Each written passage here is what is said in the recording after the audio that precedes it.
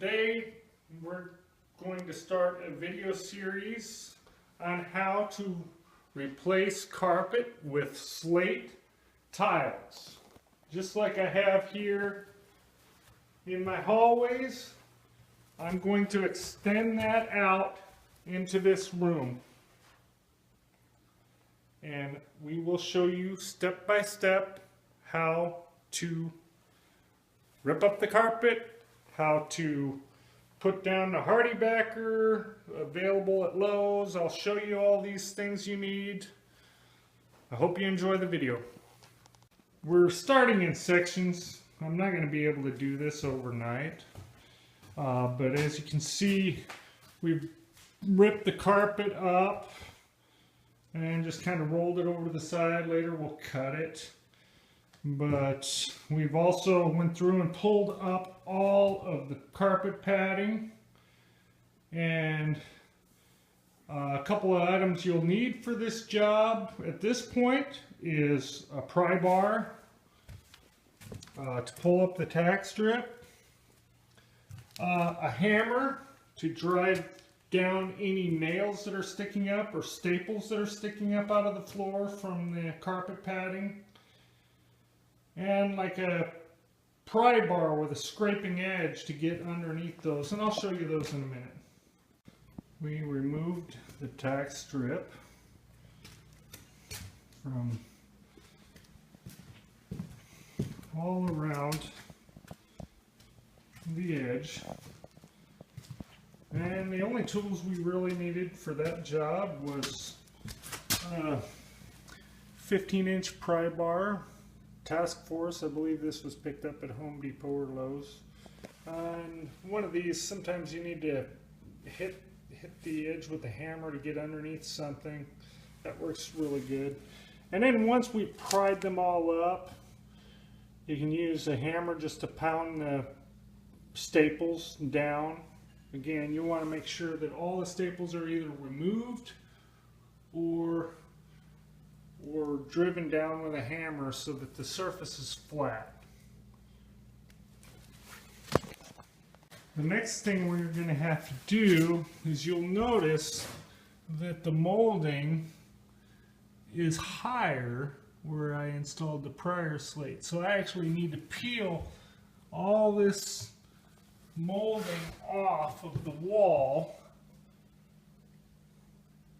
and see if we can get our hardy backer and our slate glued down underneath, just like this. On this side, we're already up high enough, I believe, but we may need to remove that edge, but I'll try to work with it in place. You will also need this to get any of the high spots or stuff that's stuck on the floor that'll prevent the hardy backer from sitting directly on the subfloor. You'll need to scrape that up on the edge of your pry bar. Again, you can find these at Home Depot, Lowe's. I'm not sure, Walmart probably has them too. Scraper will probably work, but I prefer this. So the next thing we need to do is we need to take and cut along with a razor knife. You can find these just about any hardware store. Lowe's or Home Depot. Sears carries them. I think Craftsman has a very good brand. But you take and just cut down through the silicone that is there to prevent the dirt from falling behind there and kind of make it all look nice. And you do that, try not to score the molding if possible, because most of the time you're going to want to put this molding back. But for now, that's how you start removing the molding. Once you just cut through that silicone, you'll see that the that the molding will pry away from the wall, and we should be able to get our handy. There we go. You see how it's just sliding right between the wall and the molding? That's what you want. Now you want to be gentle because these break pretty easy, especially at the edges, because they're little pin nails. You probably don't see them because they've covered them with paint and silicone, but they're little pin nails that connect those two together. Here we go. Now let's see if we can pop it loose here. Ah! There we go. Starting to get it. Unfortunately, I don't have a lot of leverage here. But this is just popping out. It doesn't take much effort to get them out.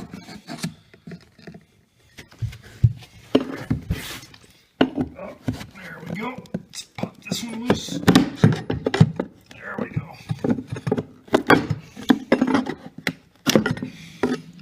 There we go. They got some fairly long staples that hold them in place. But they do pull out.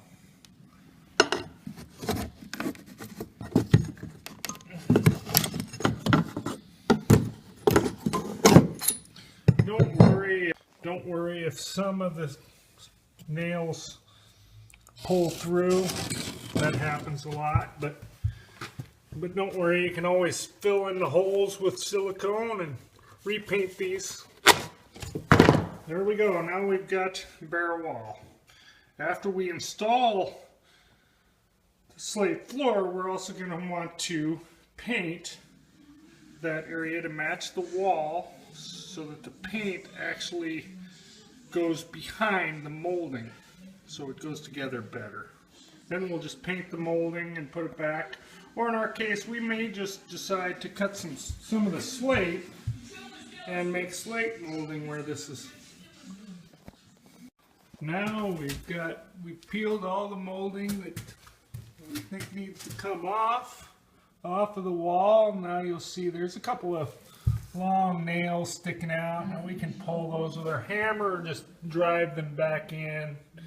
It doesn't hurt to keep them there as long as the molding can be put back up against the wall. Fine. Now all we need to do is just clean up our mess here, sweep it up. I think everybody knows where you can buy one of these things, so I don't need to tell anybody. Broom and dustpan is the only tool you need for this part of the job. Just sweep it all into a pile and get rid of it. Now that we have a nice clean surface to work on, we can start putting our hardy backer down. Those are flat cement boards. I've got them here. It's kind of dark, you can't see them, but when I bring them out in the light, I'll show them to you. I got those at Home Depot as well. Some people recommend laying some thin set mortar down before you put that in place to make sure that the backing doesn't move, because the slate is fragile. Even though it's rock, it will break fairly easy if it's not on a good surface. But as you can see, this particular floor is very even, so they should all lay very flat. Now I've laid down a few of the hardy backers. I haven't screwed them to the floor yet. Some people recommend that you stagger them just kind of for added strength. So right now we've got room for 2 more here for our project, and actually we've got just enough to get us going here. Now I've laid down 4 out of the 5 that of the hardy backer board that we're working with today, and you'll notice that the hardy backer it has a little pattern, and of course there's writing across the top. You want to make sure that you get that laid down with this side up. The pattern helps hold the mortar to the cement board. So, but now I'm ready to screw this down, what I have screwed down, and then I'll need to do some cutting. And it looks like I've got to cut one there. And if I was lucky, but I doubt I am, that opposite side of that cut would fit right there. But I don't think I'll be so lucky. It's probably going to take 2 HardieBacker boards for that. The next tools you're going to need for this job, you'll see them right here. You'll see a DeWalt 18-volt cordless drill, and backer on number 10 inch and 5/8 screws for HardieBacker. I could have probably went shorter, but I think inch and 5/8. I think we've got at least 1 inch of subfloor. If it sticks out of the bottom, you're never going to know anyway. So again, a DeWalt 18-volt drill. I was fortunate enough to win mine in a raffle. So I got a nice DeWalt set in my garage that I won in a raffle. But you can get them at Lowe's, or I don't know if Home Depot carries DeWalt or not. You can check there. You don't really want to go overkill on these. Just mainly need the edges down and a few screws in the middle. I think probably 12 or maybe 16 screws total. It's not like the HardieBacker is going to jump off the floor, so I would just suggest just randomly, if you think you need to put a screw, just put one down. But again, the edges are the most important, so that they're nice and flat, so that the tile matches up with the other edge. Okay. Thank you, my love. Again, you don't have to go crazy with the screws. They're not going to jump off the floor. Just make sure the edge is down and all the edges line up so that the slate has a good place to sit evenly. I have 2 more to do, and I'll not bore you with that. Now you can see I've screwed these HardieBackers down. Probably the most difficult part of this task is going to be trying to remove these tiles that have been cut. You'll notice the hallway, I had to cut the tile in order to get a straight line and come up to the edge where I needed it to go. So now what I need to do is I need to get underneath this edge and pop off these slate tiles. I've never had to do that before. My friend Will says he'd bring over a tool today and he will show us how to use it, and preferably we'll be able to pop them up without breaking them so that we can use those along the edge once we're finished with the project. Again, we're working at it one step at a time. While we wait on my friend Will to arrive with this tool that he says should be able to break those free, I need to mark a straight line down center here, because you always want to start in the center. If you're starting in with just a brand new install, you always want to mark dead center and start in the middle, and so that all your cuts remain on the edge. You'll see that these cuts are at the edge, so you don't break up the pattern. Some people create different patterns, different cuts, but I'm going with a simple checkered approach. So I'm going to mark a line down center here. I've already got a straight edge to work with along here, so I'm good there, and I'll just work my way from the center line here all the way that way, and then spread out to the walls from there. Okay, so the next tool we're going to use to mark that line, that center line that we're going to follow through the whole house, through the whole room here, we're going to just use Irwin straight line, snap line with some red chalk. I believe this is red. These are fairly easy to work with. This one's fairly old, but they've got some newer ones that may be easier to work with at Lowe's or Home Depot. I've had this one for a long time. I can't even begin to tell you where I got it. But here's some chalk. We just add some chalk, and it doesn't take a lot.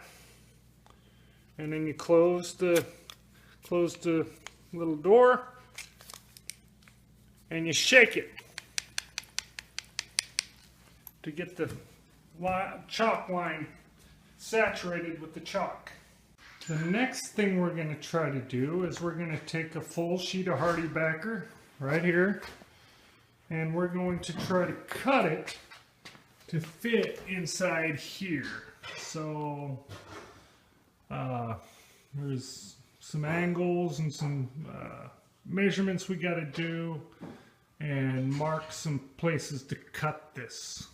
Okay, so the next step is to mark this hardy backer. I've stuck it up underneath where we're going to be pushing it up through, and I'm going to mark it because I know I need to cut all the way back here. So I'm going to mark a nice straight line here using a square. Oh.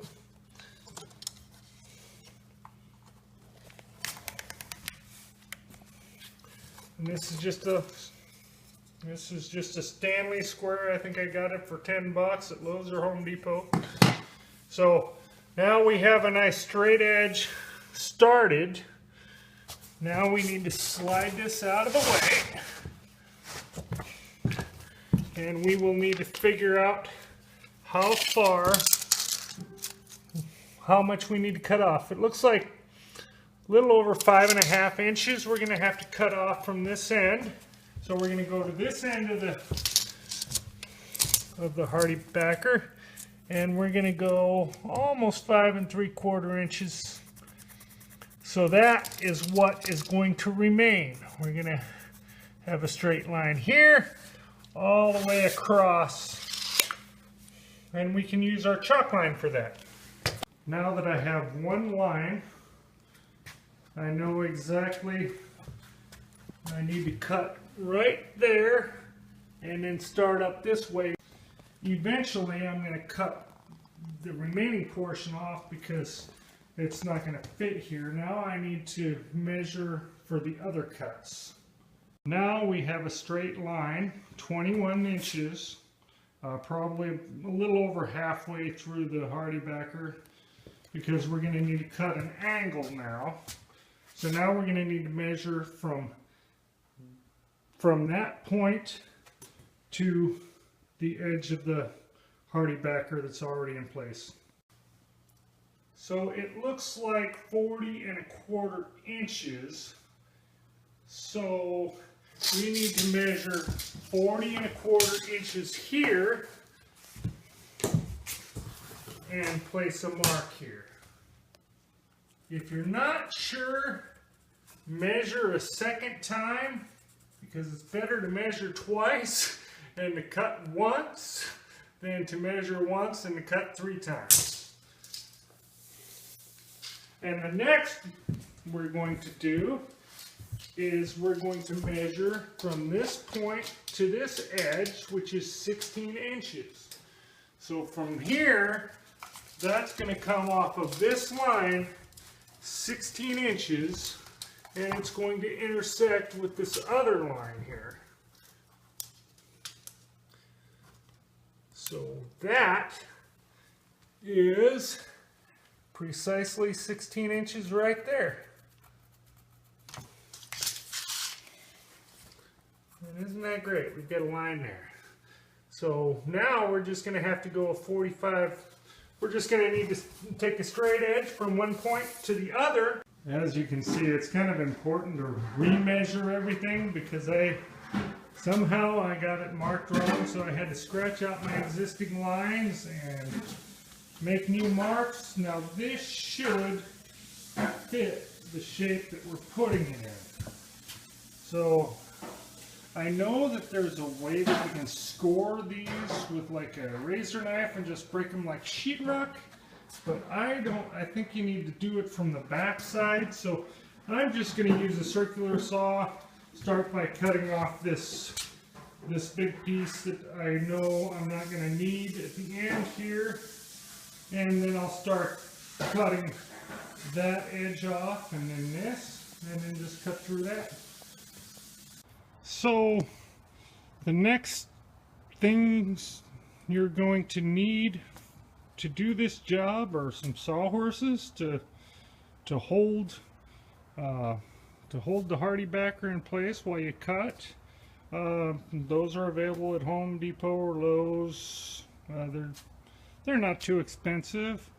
And a circular saw. I prefer my cordless Craftsman saw. I do have a DeWalt that came with that set I won in the raffle, but I prefer this one because it's got a nice laser guide. I can turn on the laser and it shows me exactly where I need to go. In this case, the lines are well marked. So okay, so now we're just going to cut this section off because that'll be used in another place of the floor, and then we're going to cut this out. But first we'll start with this.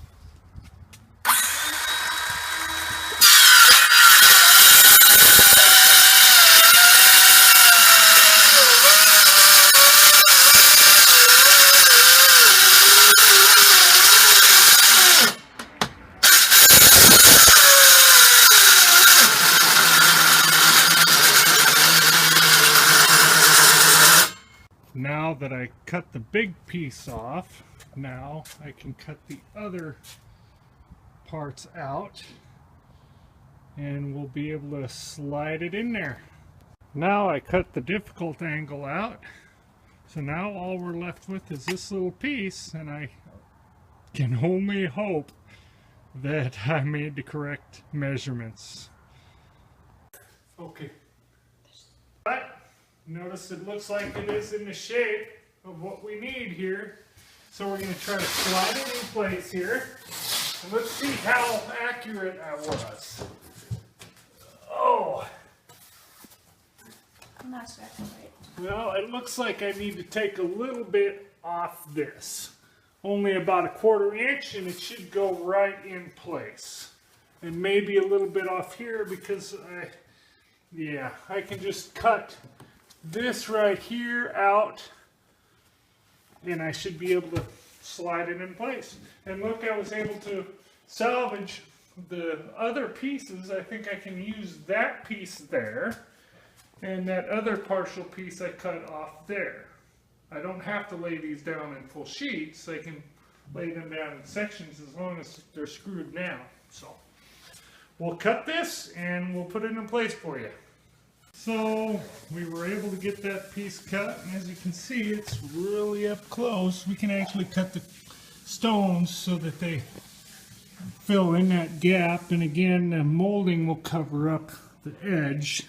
So I think that's pretty good. We've been able to use some of our excess, the stuff we cut off, to put in different places. And I screwed them all down. I mean, we're going to reuse this little piece, because I'm going to need to cut a little corner piece there. It doesn't have to be, one screw can hold it down. There's not going to be a lot of weight on it anyway, and it's not going to really move, so I'm not really concerned. Then I can fill that up with another piece I have to cut.